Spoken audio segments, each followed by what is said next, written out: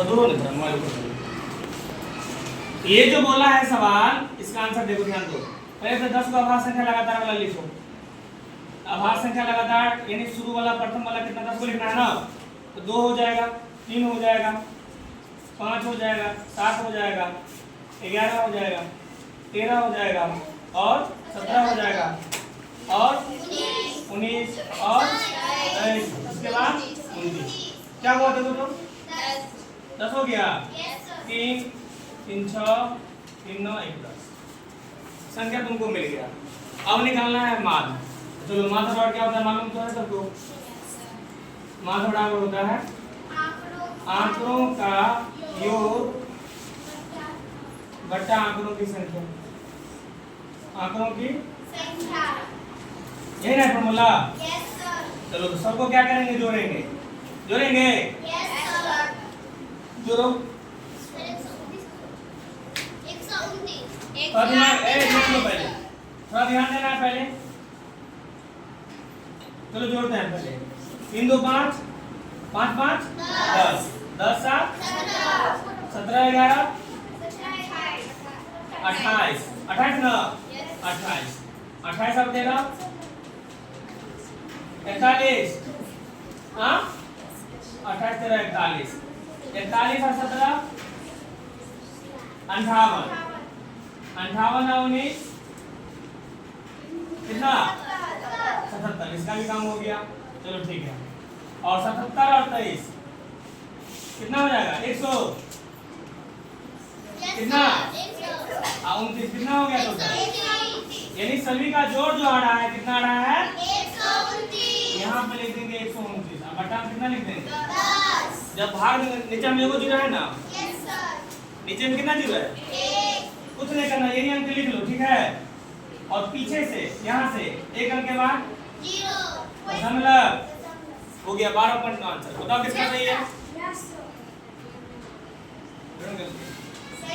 इसका सही है, ठीक लगा। या चाहो तो बट्टा में भी लिख सकते हैं, ऐसी कोई दिक्कत नहीं, ठीक है ना।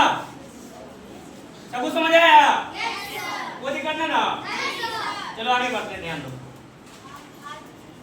इसको मिटाते हैं। चलो प्राकृतिक संख्या। अब क्या बोल रहा है प्राकृतिक संख्या भाग होगा ना, तो कुछ नहीं करते हैं, ध्यान दो। यहीं पे काटेंगे, यही सवाल है तुम्हारा। चलो इसको भी यहाँ काटते हैं, इसको यहाँ से काट देंगे, फॉर्मूला भी रहने देते हैं, इसी से कम हो जाएगा मेरा। चलो ये ध्यान दो, लगातार शुरू वाला 10 हो जाएगा ना। चलो शुरू करो तो भाग में 4 हो जाएगा, 100 होगा, 8 9 10 11 14 15 16 18 कितना हुआ 3 3 6 3 9 8 2 11। हमको भी नहीं चाहिए, कितना चाहिए 18 हो गया 10 को। अब जोड़ो, अब ध्यान दो, थोड़ा दिमाग लगाना, देख लो पहले, देख रहा था। एक मिनट दिमाग लगा दे, ध्यान दो।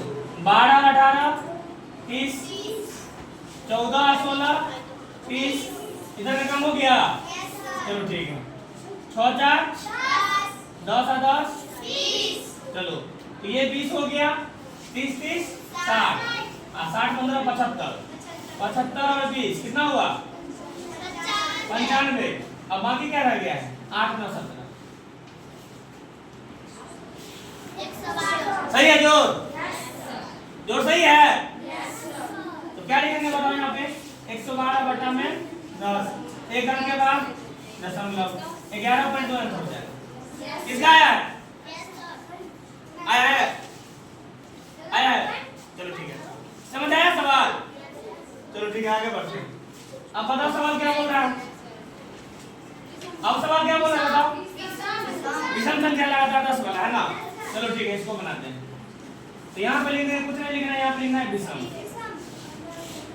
चलो ठीक है, तो लोग बता ए सुनो, प्रथम 10 लगातार बोल रहा है ना, शुरू करो 10 को विषम। 1 हो जाएगा, 3 हो जाएगा, 5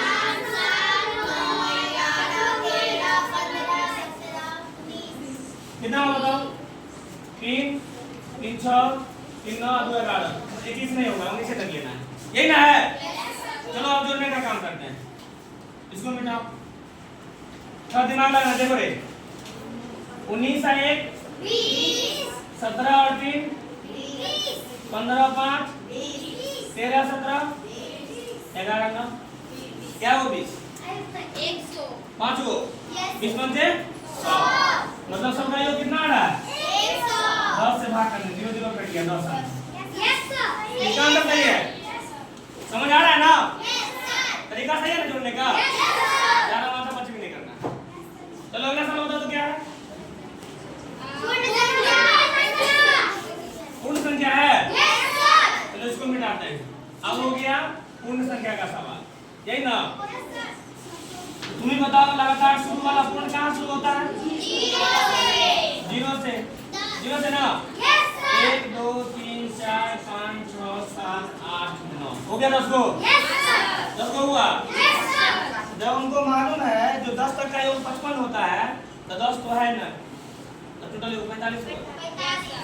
तो सबका ध्यान दो, 1 से लेके 10 तक का काउंटिंग कितना होता है टोटल 55, कितना, लेकिन यहाँ 10 लेना है, 10 माइनस कर दें, कितना बचा उसमें, तो सबका योग कितना हो जाएगा 0 से लेके 9 तक, अब बट्टा में 10 45 लिख देंगे, ठीक है, ये वो 0 है ना, एक बार के बाद कोई दिक्कत है, समझ आया। और सवाल बताओ क्या है, प्राकृत है, चलो ठीक है, प्राकृत से।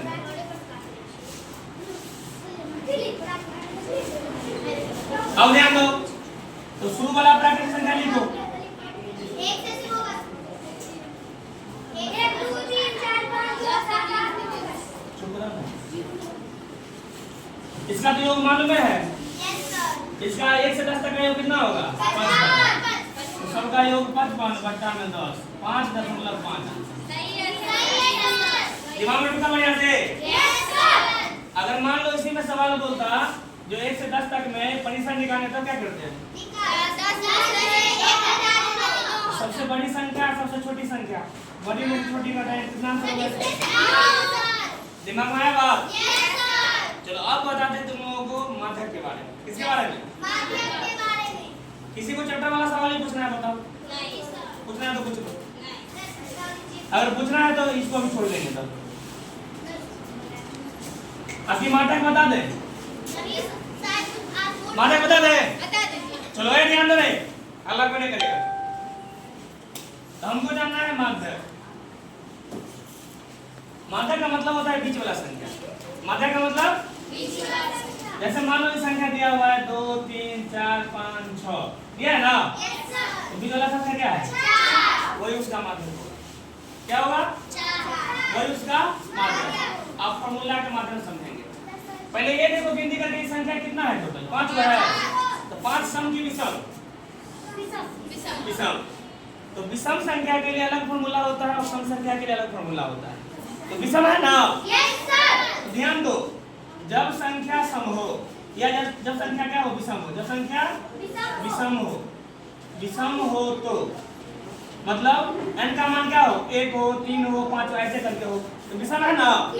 इसके लिए माध्यक का फॉर्मूला जो होता है सो ध्यान रखना है, तो माध्यक बराबर फॉर्मूला होता है n + 1/2 का वहां पर,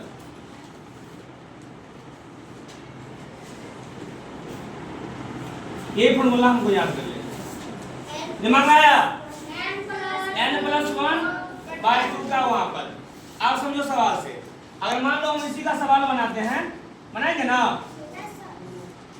इसी को बनाना है, तो मान लो यहाँ पे हम सवाल बना रहे हैं, ध्यान दो, यहाँ पे n का मान कितना है, क्या वो संख्या है, n का मान 5, विषम हो गया, तो माध्यक का फॉर्मूला क्या होगा बताओ,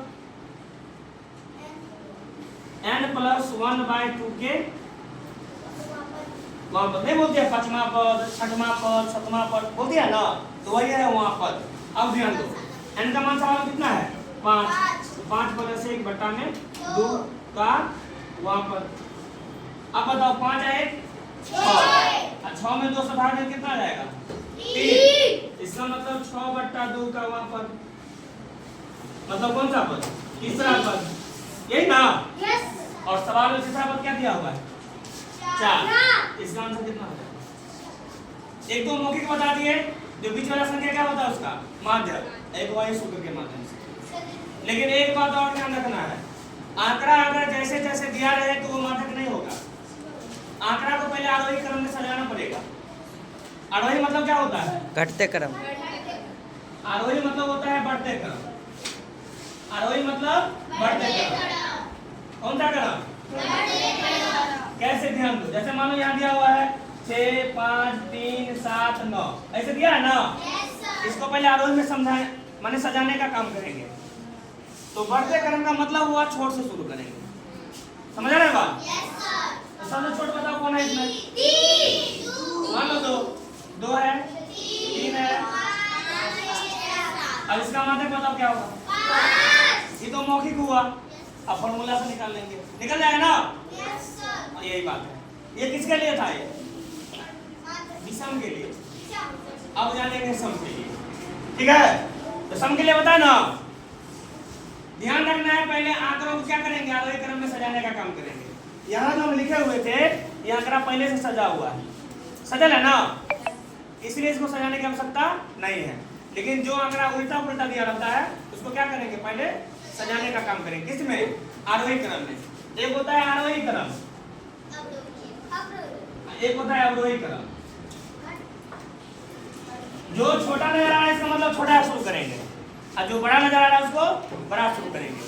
जो छोटा है वो बढ़ते क्रम में है, और जो बड़ा है वो घटते क्रम में है। इस बात को ध्यान रखेंगे और आंकड़ा को सजाने का काम करेंगे। ठीक है ना? ये समझ आया? वीडियो को रोको।